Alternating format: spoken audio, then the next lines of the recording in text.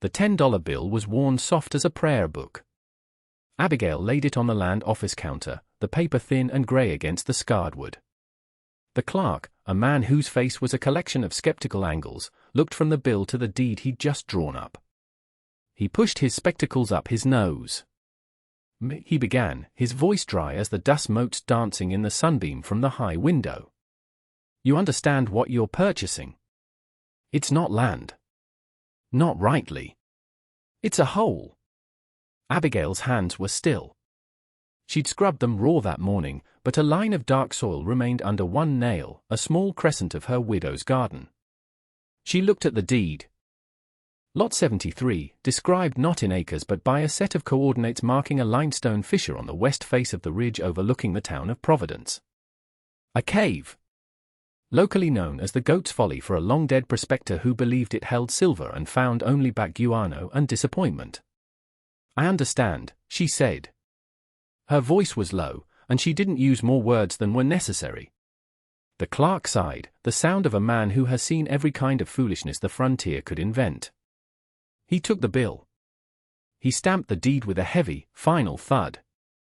The ink was a dark purple, the color of a fresh bruise. He slid the paper across the counter. It's yours, then. All $10 worth of it. She folded the document carefully, tucking it into the pocket of her worn dress. As she turned to leave, the bell over the door jingled, announcing the arrival of Mr. Finch, owner of the town's mercantile. He was a man built of soft, prosperous parts, his waistcoat straining at the buttons.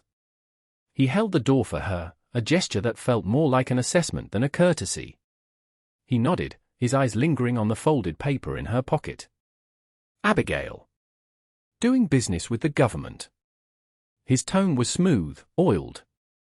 Buying a home, the clerk offered from behind his counter, a smirk pulling at his lips. Mr. Finch's eyebrows rose. He looked from Abigail's plain, patched dress to her determined face. Indeed? I hadn't heard you were selling your late husband's house. She ain't, the clerk said, enjoying himself. She just bought the Goat's Folly. The silence that followed was small but complete. Mr. Finch's expression shifted from polite condescension to genuine, florid disbelief. A low chuckle escaped him. It was not a kind sound. The cave? Good Lord, woman. What for? Planning on taking up hermitry. Abigail looked past him, her gaze fixed on the dusty street outside. She saw her small daughter, Rose, waiting on the boardwalk, a 6-year-old girl holding the hand of an imaginary friend. Near her feet, a sliver of orange fur, their cat Marmalade, was curled in a patch of sun. They were her compass points. They were the reason for the $10 bill and the hole in the rock. Something like that, she said, her voice flat, offering no purchase for his amusement. She walked past him, the bell jingling her exit. The laughter started before the door had fully closed. It wasn't just Mr. Finch. The clerk joined in, a high, wheezing sound. The story would be all over Providence by supper. The mad widow, spending her last pennies on a worthless cave. Abigail did not turn back.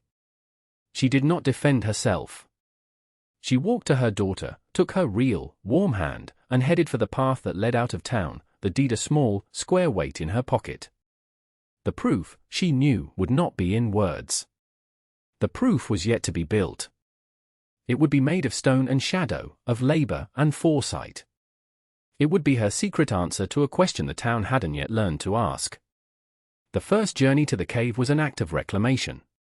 Abigail carried a bucket, a stiff brush, and a shovel. Rose, her small hand clutching a cloth doll, walked beside her, her short legs working to keep pace. Marmalade the cat trotted ahead, then fell behind, his orange tail a bright flag against the dusty greens of the scrub oak and manzanita. The path was steep, little more than a game trail winding up the ridge. The sun was already high and hot, beating down on the back of Abigail's neck. The air smelled of dry dust and hot rock.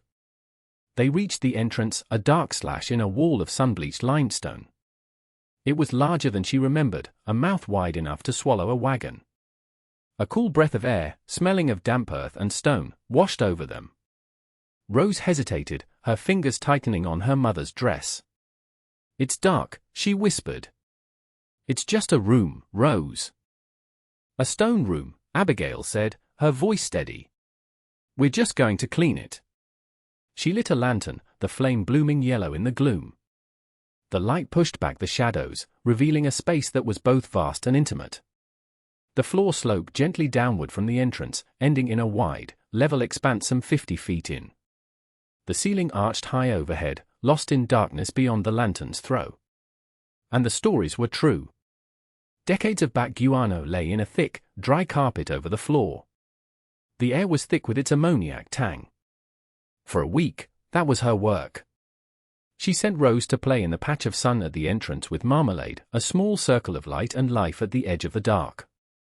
Abigail shoveled the dry guano into buckets, hauled it outside, and dumped it down a steep ravine where it would be washed away by the winter rain she prayed would come.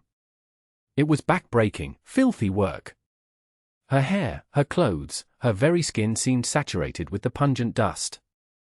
Each evening she would return to her small house in town, heat water on the stove, and scrub herself and her work dress, feeling as if she were trying to wash the cave itself from her pores. Slowly, the stone floor was revealed. It was smooth, worn by millennia of water that no longer flowed. She swept it clean with a broom made of stiff branches, the rhythmic scrape and whisk the only sound besides the drip of a single, stubborn seep deep in the back wall. That drip was a miracle. A tiny, constant tear from the heart of the mountain. It collected in a shallow basin of rock, a pool of water so clear and cold it seemed like liquid night. She tasted it. It was pure, sweet. It was the first confirmation. She bought a barrel from the cooper, a sturdy oak cask that smelled of fresh-cut wood. With the help of a borrowed mule, she wrestled it up the path and into the cave, placing it directly under the seep. The drips began to fall into the vast wooden emptiness with a hollow plink, plink, plink. It was the sound of a clock measuring a different kind of time. It was the first piece of her plan falling into place. Next came the shelves. She couldn't afford new lumber, so she scavenged. A fallen fence line, planks from a collapsed shed on the edge of town, driftwood from the creek bed, hauled up the mountain one piece at a time. She was not a carpenter, but she was patient. She found flat stones for supports and laid the weathered planks across them, building long, low shelves against the smoothest wall of the cave. They were rough, uneven, but they were strong. They were ready. The cool, still air of the cave felt different now. It was no longer an empty space. It was a vessel, waiting to be filled. The stockpiling began in earnest, a quiet campaign waged in plain sight. Abigail never bought in bulk. A large purchase would draw notice, invite questions she had no intention of answering. Instead, she made her acquisitions a part of the town's daily rhythm. Each week, when she collected the small widow's pension her husband's service had afforded her, she would walk to Mr. Finch's mercantile. He would greet her with the same oily, patronizing smile, the memory of her $10 foolishness always present in his eyes. "More supplies for the Bat Palace, Abigail?" he might ask. She would just nod and hand him her list. An extra sack of beans. 2 sacks of flour instead of 1. A cone of sugar. A slab of salt pork wrapped in butcher's paper. Small things. Ordinary things. But they accumulated. The weight in her basket was always heavier on the walk home. In the privacy of her small kitchen, the work of preservation began. The beans, pinto, black, kidney, were poured into large tin canisters she'd bought from a traveling tinker, the lid sealed with wax she melted on her stove. Flour and cornmeal went into similar tins, a bay leaf tucked inside each to ward off weevils. The labor was in the transport. She could not use the mule every day, it would be too conspicuous. So she carried the supplies herself. In the cool of the pre-dawn, before the town was stirring, she would fill a canvas sack. 10 pounds of beans. 20 pounds of flour. She'd hoist it to her shoulder, the weight a familiar ache, and begin the long walk up the ridge. Marmalade would often accompany her, a silent orange shadow in the grey light. The cat seemed to understand the clandestine nature of the trips, never making a sound. Inside the cave, the lantern cast a moving circle of light. She would unseal a canister, pour in the new supply, and reseal it with fresh wax, the hiss of the hot wax on cold tin a satisfying sound in the deep silence. The shelves began to fill. Tins of beans and flour stood in neat rows. Sacks of potatoes and onions, bought from a farmer on the far side of the valley, were laid out on the coolest section of the stone floor, where they would keep for months. She rendered lard from the salt pork, pouring the clean white fat into clay jars and sealing them. She bought cases of matches, wrapping the boxes in oilcloth. She filled smaller barrels with salt, an extravagance that cost her dearly, but she knew its worth went beyond seasoning. Water was the most precious commodity. The single seep in the cave was a blessing, but it was slow. The main barrel took 2 weeks to fill. She needed more. Much more. The town well was deep and, for now, reliable. So, late at night, when the moon was a sliver or hidden by clouds, she made the journey with 2 empty buckets. The squeak of the well pulley sounded impossibly loud in the sleeping town. She worked quickly, her arms straining to pull the heavy, sloshing buckets from the depths. She did not carry them to her house. Instead, she hauled them directly up the trail to the cave, her muscles screaming with the effort. Trip after trip, night after night. She filled a second oak barrel, then a third. The water sat in the absolute dark and cool of the cave, still and pure. Rose helped in her own way. She gathered kindling from the slopes, her small arms full of dry twigs and fallen branches. She stacked it neatly in a corner of the cave. She learned the quiet. She learned to watch her mother's hands, to anticipate the need for a lid, a cloth, a moment of stillness. The cave was no longer just a stone room. It was becoming a world. A world of counted things, of sealed promises. A fortress built not of anger or fear, but of a quiet, unyielding logic. The ridicule in town had faded to a kind of pitying disregard. The mad widow and her strange hobby. They did not see the sacks of beans. They saw only a woman, alone, making a strange nest for her grief. They had no idea she was building an ark. The signs began as whispers from the land. The creek that bisected the town, usually a boisterous rush of snowmelt in late spring, became a placid murmur. By midsummer, it had shrunk to a series of disconnected pools, the water still and warm, the stones of its bed exposed to the relentless sun like bleached bones. The grass in the pastures surrounding Providence, normally a deep green, faded to a pale straw yellow. The leaves of the cottonwoods along the creek bed curled at the edges, a thirsty, desperate gesture. The sky was the worst part. For weeks on end, it was a hard, metallic blue, empty of clouds. Sunrises were brassy, sunsets a furious, dry orange. The heat was not a gentle warmth, it was a physical weight. It pressed down on the town, silencing the birds by midday, sending dogs to pant in any sliver of shade they could find. People grew short-tempered. Conversations were clipped. The dust from the unpaved street coated everything in a fine, gritty film. Most dismissed it. A dry spell, Henry, a farmer whose small plot bordered Abigail's house, said with a shrug. He stood at their shared fence line, looking at his wilting squash plants. We're due for one. The rains will come in August. They always do, he laughed, but the sound was tight. He was the same man who had laughed the loudest about her cave. Now his laughter was a shield against a fear he wouldn't name. Abigail did not argue. She just nodded, her eyes on the cracked earth around his plants. That evening, she bought 2 more water barrels from the cooper, paying a higher price. Mr. Finch had already begun his own form of stockpiling. A sign in his mercantile window now read, "Water barrels, price subject to scarcity." Samuel, the old rancher, was the only one who seemed to see what she saw. He'd lived in the valley for 60 years and had survived the great drought of 48. He found her one morning as she was checking the water level in her own house's rain barrel, which was nearly empty. He didn't look at her, but at the horizon.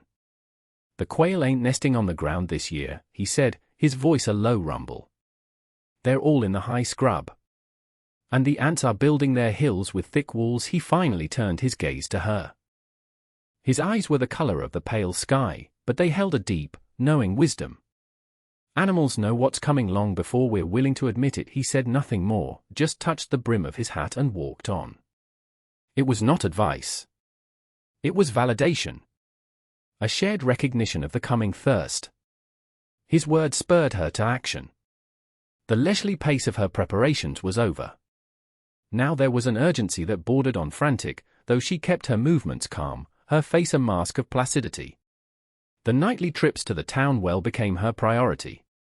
The water level was dropping, she could feel it in the extra feet of rope she had to let out, the increased strain on her shoulders.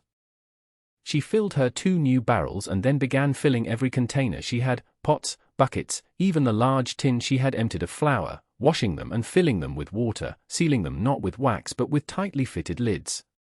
The town was growing suspicious. Her constant presence at the well, her steady, quiet work, was no longer seen as eccentricity. It was seen as hoarding. Whispers followed her now, not of madness, but of selfishness. "What's she doing with all that water?" a woman muttered as Abigail walked away, buckets sloshing. "Her garden's as dry as anyone's." She ignored them. She made one final, large purchase at the mercantile, spending the last of her husband's pension. Not on food, but on lamp oil. Gallons of it. Mr. Finch charged her an exorbitant price. "Big plans for the dark winter nights?" he asked, his smile wider than ever.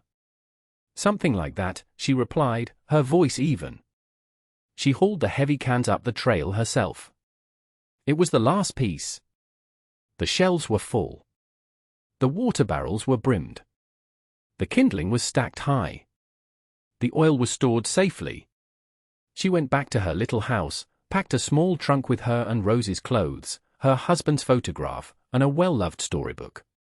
She picked up Marmalade, who was sleeping on a sun-warmed window-sill. "Time to go to the stone room, Rose," she said quietly. Rose, who had been watching her mother with wide, serious eyes for weeks, simply nodded. She took her doll.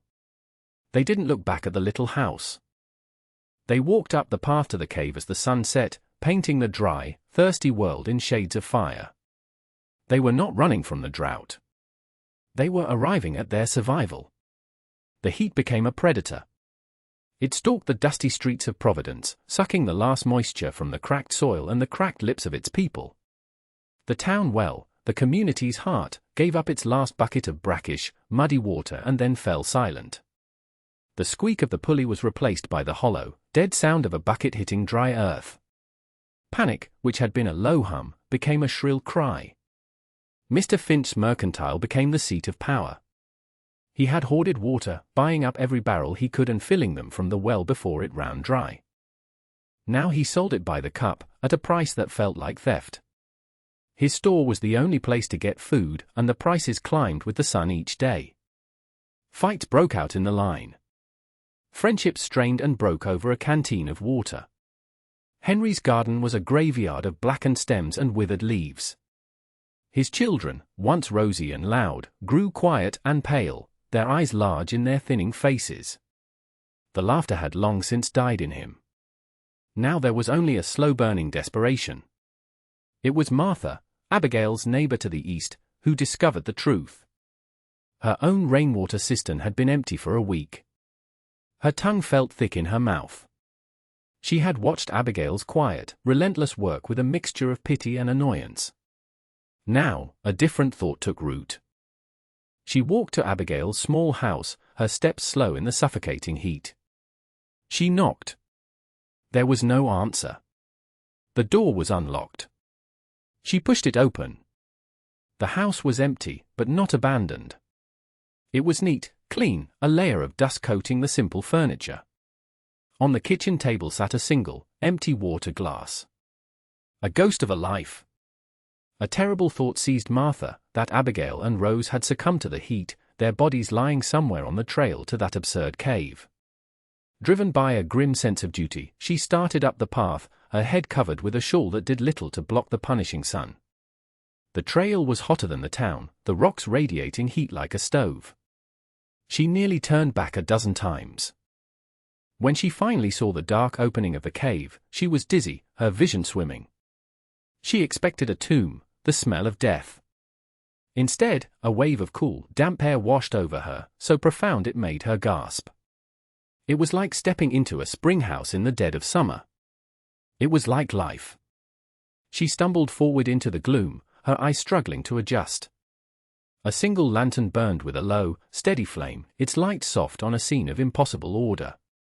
She saw the shelves, lined with tins and jars. She saw the great oak barrels, dark and solid in the shadows. And she saw Abigail, sitting on a low stone ledge, mending one of Rose's socks. Rose herself was asleep on a pallet of blankets, her breathing even and deep, her face calm. The orange cat, Marmalade, was curled at her feet. A basin of water sat nearby, a clean cloth draped over its edge. It was a haven. A sanctuary of impossible coolness and quiet plenty. Martha stared, speechless. All the pity, all the ridicule she had felt, curdled into a profound, humbling awe. She saw the work. The endless trips, the heavy loads, the silent, solitary labor. It wasn't madness. It was a miracle of foresight. Abigail looked up, her hand stilling. She showed no surprise. "Martha," she said, her voice the same low, steady tone. "You look thirsty." She stood, went to one of the large barrels, and turned a small wooden spigot she had fitted near the bottom. Clear, cold water flowed into a tin cup. She held it out. Martha took the cup. Her hand trembled. The metal was cold against her skin. She lifted it to her lips and drank. The water was the purest, sweetest thing she had ever tasted. It was the taste of survival. She drank it all, then looked at Abigail, tears welling in her eyes, carving clean tracks through the dust on her cheeks. She didn't have to say a word. In the cool, silent dark of the cave, with the taste of water still on her tongue, she understood everything. Her conversion was silent, absolute, and complete. She was the first witness. Word, like water, finds a way to flow. Martha did not shout the news from the rooftops. She went first to her own sister, whose baby was sick with fever, and whispered the story. "Go to the cave. Take nothing but a cup then," she told Henry, whose shame was so great he could barely meet her eyes. The news spread not as a proclamation, but as a desperate, secret map passed from one suffering family to the next. They came not in a crowd, but one by one, or in small, silent family groups. They arrived at the mouth of the cave like pilgrims, their faces etched with heat and despair. They hesitated at the entrance, blinking in the transition from the brutal glare to the gentle dark. Henry was among the first after Martha. He stood at the threshold, his large frame stooped, his face a mask of anguish. He did not ask for anything. He just stood there, his shoulders shaking.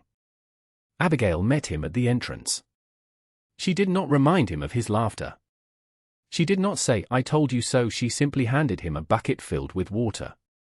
"For your children," she said. He took it, the weight of it seeming to steady him. "I can't pay," he stammered, his voice thick. "There is no payment here," Abigail said. She then gestured for him to bring his family inside.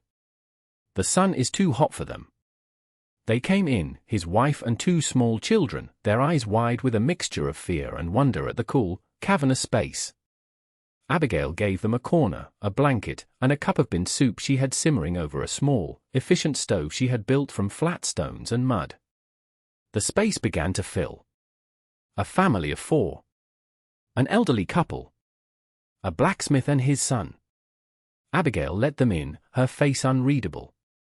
She was the gatekeeper, the provider. The cave, once her private sanctuary, was becoming a community, a fragile ecosystem of need. With Martha's quiet help, she organized it. Families were given their own small space. Blankets were shared. A larger sleeping pallet was made for all the children together, where Rose, no longer a solitary child, found new companions. Marmalade, the cat, seemed to approve, often curling up amidst the sleeping forms, a small, warm guardian. Then, Mr. Finch arrived. He did not come humbled. He strode to the cave entrance as if he owned it, 2 hired men flanking him. The people inside fell silent, the air growing tense. "Abigail," he boomed, his voice echoing off the stone walls. "I hear you've set up a little charity house." He looked around, his eyes taking in the shelves, the water barrels. It was not a look of admiration, but of calculation. He was inventorying her assets. "People are thirsty," Abigail said from the center of the cave. She did not move toward him. "Indeed," Finch said smoothly. "And I have the solution. My water, my food, your shelter. We can form a partnership. We'll manage this crisis properly. For a fair price, of course. We need to maintain order." The people watched, their faces drawn and anxious. Finch was the authority they knew. The power of commerce, of debt, of ownership. Abigail looked at him. Her expression did not change. Her voice, when she spoke, was not loud, but it filled the entire cave. "There is no price here." Finch scoffed. "Don't be a fool, woman. These supplies won't last forever. You need a man who understands logistics. Distribution. Profit. We have what we need," she said. His face hardened. The veneer of partnership dissolved. "This is my town. These people are my customers. I'm requisitioning these supplies for the good of the community." He took a step forward. His men shifted behind him. Abigail still did not move. She simply stood, a small, unmovable figure in the lantern light. And then something happened. Henry, the humbled farmer, rose from his corner. He didn't say a word. He just stood up and moved to stand a few feet behind Abigail. Then the blacksmith rose. Then Martha. One by one, the silent, thirsty people of Providence got to their feet and stood behind the quiet widow. They formed a silent, human wall. Finch stopped. He looked at their faces, not angry, but resolved. He had no power here. His currency was worthless. His authority was an illusion they had all agreed to believe, and now they had simply stopped believing. He looked from their faces back to Abigail. He saw no triumph in her eyes. No victory. Only a calm, implacable fact. He turned, his face flushed with a rage he could not express, and stormed away from the cave, his hired men trailing behind him like shadows. The crisis of heat had passed the threshold and become a crisis of character. The cave had made its choice. Life in the cave settled into a new rhythm, dictated by the logic of scarcity. Abigail, with Samuel the old rancher and Martha as her quiet lieutenants, established the rules. There were no arguments, the rules were as immutable as the stone walls around them. The day was measured not in hours, but in rations. Each morning, Abigail and Martha would measure out the day's water. A ladle for each person, poured into their own cup. Not a drop was wasted. The children were served first. The sound of water being poured was a kind of prayer. For food, it was bean soup. A single pot simmered all day over the slow, efficient stove. Each person was allowed 1 cup in the morning and 1 in the evening. The beans were the core of their survival, and Abigail counted them as a miser counts gold. She knew to the bin how many they had left. The men organized. Henry, his shame burned away and replaced by a quiet diligence, took charge of sanitation, ensuring the waste was carried far from the cave and buried. The blacksmith, a man of few words, inspected the shelves and the barrels daily, checking for any signs of spoilage or weakness. Samuel, the elder, became the keeper of morale. He told stories to the children in a low, rumbling voice, tales of past hardships overcome, of the resilience of the land and its people. He never spoke of hope, he spoke of endurance, which was more useful. The cave was a world of deep shadow and low light. To conserve oil, only 1 lantern was kept burning at a time, its flame a small, precious sun in their stone universe. People's faces grew pale, but their eyes grew accustomed to the dark. They learned to read expressions in the flicker of a flame, to hear the truth in a whisper. The constant, cool temperature of the cave, once a simple comfort, was now a vital preserver of both their bodies and their supplies. Outside, the world baked. Inside, they survived. The real threat was not hunger but human nature. Mr. Finch, stewing in his empty mercantile, tried to break the fragile society of the cave. He sent one of his men, a desperate character named Lowe, to infiltrate them. Lowe came pretending to be humbled, telling a story of regret. Abigail, against Samuel's silent, cautionary glance, let him in. "Everyone is thirsty," was all she said. For 2 days, Lowe followed the rules. He took his ration, he did his share of the work. But his eyes were always moving, calculating. On the 3rd night, when the cave was deep in sleep, he tried to steal from the source. He crept to the food shelves, prying the lid off a tin of dried apples, a rare treat Abigail was saving. He was not prepared for marmalade. The small orange cat, who often slept near the stores, let out a low, guttural hiss that was shockingly loud in the silence. He woke Abigail instantly. She rose from her pallet, holding the one-lit lantern. The light caught Lowe with his hand in the tin, his face a mess of guilt and fear. The entire cave woke up. A low murmur of anger went through the small crowd. They had so little, and this man had tried to take more. "Throw him out," someone yelled from the darkness. "Let him face the sun." Abigail raised a hand for silence.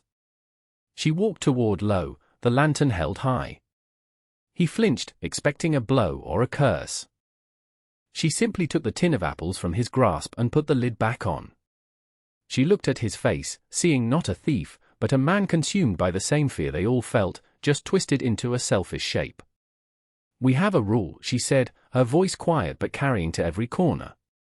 "Everyone gets their share." No more, no less. She looked around at the angry faces in the lantern light. "If we cast him out, we are no better than the heat that starves us. We are no better than the man who sells water by the cup." She turned back to Lowe. "You will have your share tomorrow morning with everyone else. But your work detail will be doubled.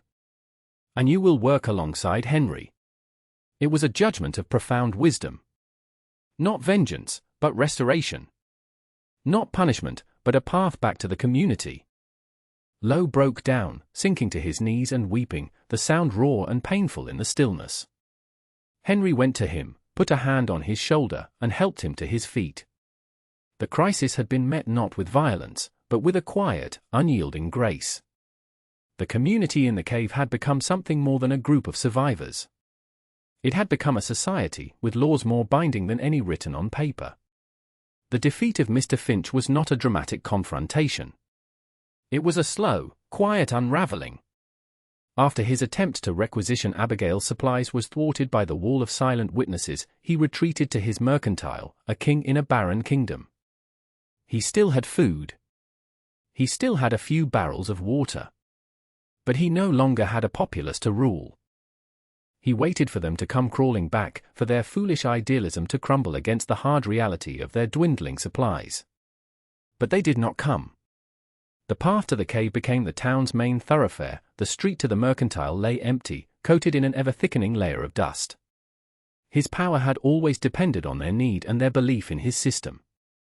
With Abigail's cave providing an alternative, a system based on shared endurance rather than individual profit, his monopoly was broken.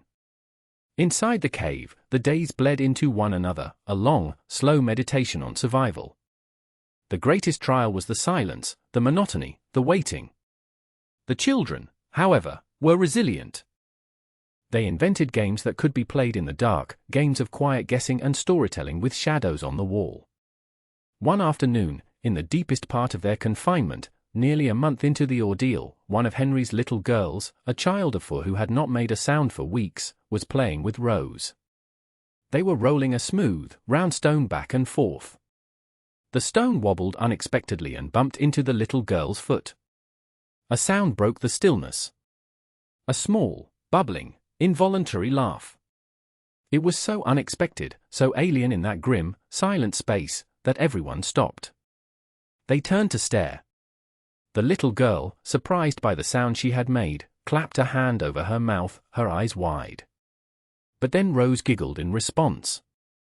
And for a moment, the oppressive weight lifted. A few of the adults smiled, the expression feeling strange on their faces. It was not a moment of joy, but of pure, unadulterated relief. It was the sound of life stubbornly refusing to be extinguished. It hit with more force than any sermon or speech. It was the climax of their endurance, a confirmation that the humanity within them had survived, even if the world outside had not. That night, something changed. The air, which had been stagnant and hot for so long, began to stir. A faint breeze, the first in memory, whispered at the mouth of the cave. It carried a new smell, not of dust and scorched earth, but of damp soil, of ozone.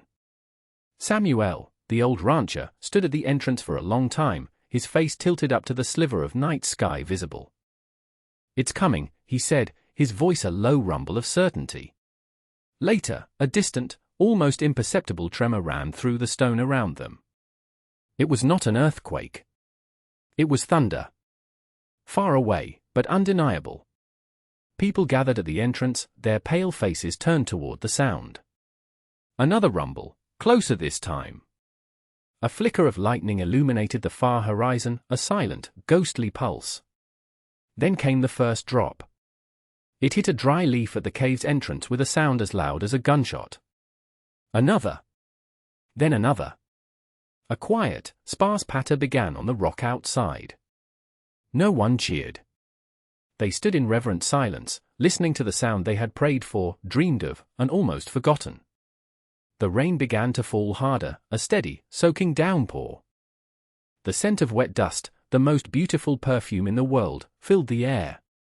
The drought was breaking.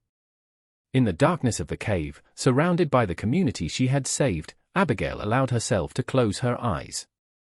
She felt the cool, damp air on her face and listened to the rhythm of the rain, a promise of renewal washing the world clean. They emerged from the cave like newborns into a transformed world. The rain had fallen for 3 straight days, a slow, steady baptism that washed the dust from the air and soaked deep into the parched earth.